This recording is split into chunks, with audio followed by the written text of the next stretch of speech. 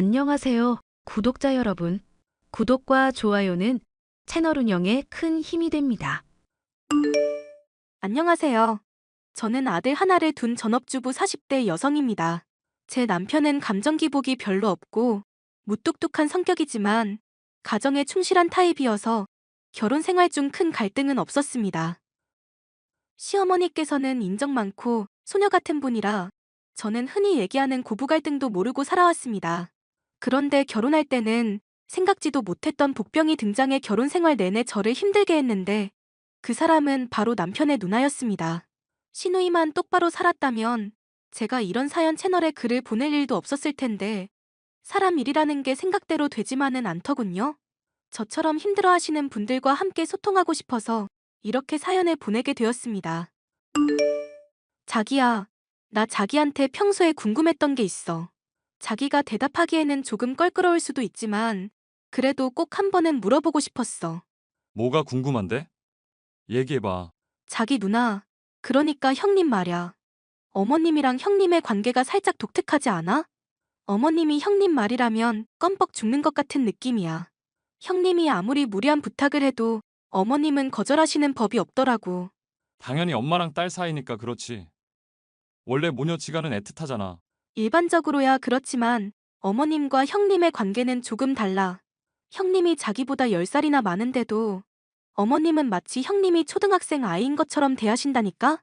물가에 내놓은 아이처럼 어쩔 줄 몰라 하셔. 자기가 그렇게 얘기하니까 나도 솔직하게 말할게. 사실 누나는 우리 엄마의 아픈 손가락이야. 누나 태어나고 나서 집안이 너무 가난했어서 누나가 잘 먹지를 못했나 봐. 지금으로 따지자면 영양실조 상태였지. 지금도 누나가 누가 봐도 왜소하고 키도 작잖아. 엄마는 그게 본인 탓이라고 생각하고 계셔. 어쩐지 어머님은 형님이 밥 먹는 모습만 봐도 항상 눈가가 촉촉해지시더라고. 그런 일이 있었구나. 심지어 누나가 아직까지 결혼 안 한 것도 엄마 탓이라고 여러 번 말씀하셨어. 그게 왜 어머님 탓이야? 형님 말로는 결혼 직전까지 간 사람들도 여럿 있었는데 도저히 그런 답답한 관계를 참을 수가 없어서 파혼했다고 하셨거든. 형님이 결정한 인생인 거지. 어머님 탓은 아니잖아. 나도 그렇게 생각은 해. 그런데 엄마 입장에서는 누나가 그저 불쌍하고 안쓰러운가 봐. 나 태어나고 나서는 아버지 사업이 잘 돼서 난 잘 먹고 잘 자랐거든. 누나만 보면 항상 미안한 마음뿐이라고 말씀하셨어. 자기는 그런 말 들었을 때 안 서운했어? 어렸을 때는 그런 말 들으면 서운하기도 했는데 성인 되고 나서부터는 나도 독립적으로 살아서 별로 신경 안 썼지. 누나랑 나이 차이도 많이 나고 가까운 사이는 아니었거든. 내가 이런 말까지는 정말 조심스러운데. 솔직히 형님이 아직까지도 애처럼 행동하는 면이 있는 건 어머님 탓일 수도 있겠다는 생각이 들어. 기분 울적하다고 회사 그만두고 엄마 카드 한 장 들고 유럽 여행 다녀왔다는 얘기는 정말 쇼킹했거든. 그것도 어머님한테 말 한마디 없이 카드 들고 나갔다면서? 자기가 그걸 어떻게 알고 있어? 형님이 다 말씀해 주셨는걸? 여행 중에 최고로 재밌는 여행은 남의 돈으로 하는 여행이라면서. 그때 너무너무 행복했대.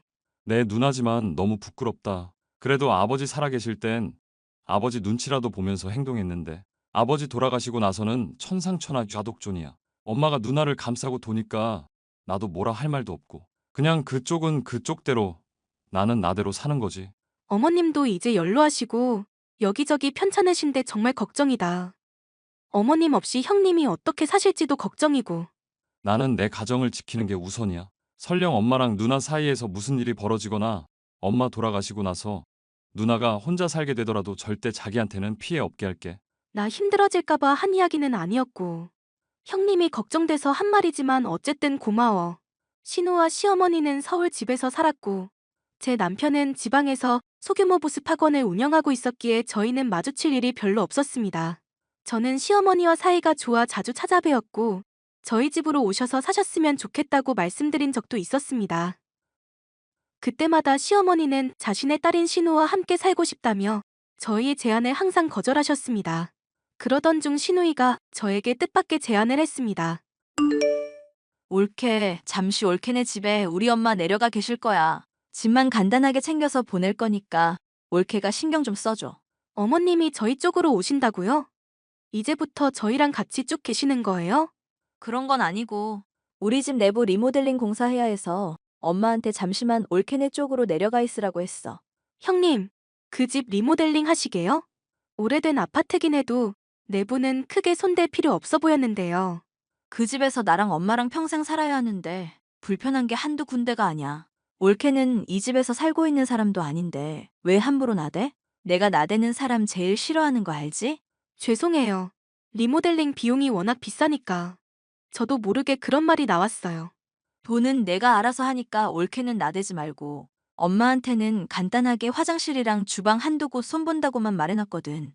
나중에 올라오면 서프라이즈로 놀라게 해주려고. 그러니까 엄마한테는 쓸데없는 말 하지 마. 내 말 무슨 뜻인지 알지? 알겠어요, 형님. 그런데 기간은 어느 정도로 예상하면 될까요?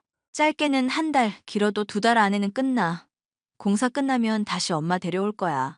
저희는 어머님이랑 계속 같이 살아도 좋아요. 저희 민재도 할머니 너무 좋아하고요. 올케 그렇게 안 봤는데 사람 홀딱 깬다. 네? 올케 이 아파트 욕심나서 우리 엄마 모시겠다고 하는 거 아니야? 지방 사니까 서울 아파트 가질 수 있는 기회는 우리 엄마 꼬시는 것뿐이라고 생각하나 보지? 형님, 무슨 말씀을 하시는 거예요? 저희도 여기에 저희 집 있어요. 어머님 집에 대해서는 그런 생각 해본 적도 없어요. 우리 엄마 죽을 때까지 나랑 같이 살 거고 엄마 집은 내가 물려받을 거거든. 우리 엄마 몇 달 데리고 있겠다고 해서 이 집이 올케 집 될 거라는 큰 꿈은 버려. 정말 별꼴이야. 시어머니가 저희와 함께 계시는 동안 저희는 너무 즐거웠습니다. 시어머니가 아이를 잘 봐주셔서 전업주부인 제 부담이 크게 줄었고, 아이도 할머니와 함께 사니까 너무 좋다면서 계속 같이 살자고 졸랐습니다. 제가 늘 꿈꾸던 화목한 가족의 모습을 보며 흐뭇한 나날을 보내고 있던 중 청천벽력 같은 소식을 들었습니다. 시어머니가 위암이라는 소식이었습니다. 형님, 인테리어 공사 도대체 언제쯤 끝나나요? 어머님이 많이 불안해하고 계셔요. 죽을 때는 내 집에서 죽고 싶다고 매일 밤 눈물을 흘리신다고요. 올케는 우리 엄마 죽기를 바래? 저는 어머님이 오래오래 사시기를 바라는데 어머님이 많이 힘들어하고 계신다고요. 얼른 어머님 본인 집으로 돌아가고 싶으시다면서 하루하루 기다리고 계세요. 어머님 내려오신 지 2달이 넘었는데 왜 아직도 공사가 안 끝나는 거예요? 내가 해달라고 했던 자재나 부품들이 안 들어와서 공사를 쉬엄쉬엄 했어. 나도 엄마가 갑자기 암 진단받을지 몰랐거든. 지금 공사를 서두르고 있기는 한데 아직 완성이 안 됐어. 암 걸린 노인네가 콘크리트 바닥에서 자기를 원하는 건 아니지? 당연히 아니죠. 그리고 저희는 어머님 모시고 있는 거 아무 상관없어요. 어머님이 자꾸만 원래 살던 집으로 가고 싶어 하시니까 형님께 여쭤보는 거예요. 그러면 조금만 기다려. 내가 엄마한테 전화해서 당분간 올케네 좀 더 있는 게 좋을 거라고 잘 얘기할 테니까 올케는 우리 엄마한테 아무 말도 하지 마. 시어머니는 날이 갈수록 쇠약해지셨고 죽을 때 죽더라도 시아버지와 함께 살았던 추억이 있는 집으로 돌아가고 싶어 하셨습니다. 그런데 시간이 지나도 형님은 계속해서 공사 중이라는 대답만 하니까 저와 남편은 불안해졌습니다. 혹시나 인테리어 공사 도중에 저희가 모르는 사고가 났는데 저희에게 말을 하지 않고 수습하는 중일 수도 있겠다는 생각에 형님께 말하지 않고 저 혼자 몰래 그 집에 가보기로 했습니다. 자기야, 이게 무슨 일이지? 왜 그래? 공사 아직도 마무리 안 됐어? 아니, 성벽을 짓는 것도 아니고 무슨 집안 인테리어 공사가 이렇게 오래 걸려? 그게 아니라 공사가 다 끝났대.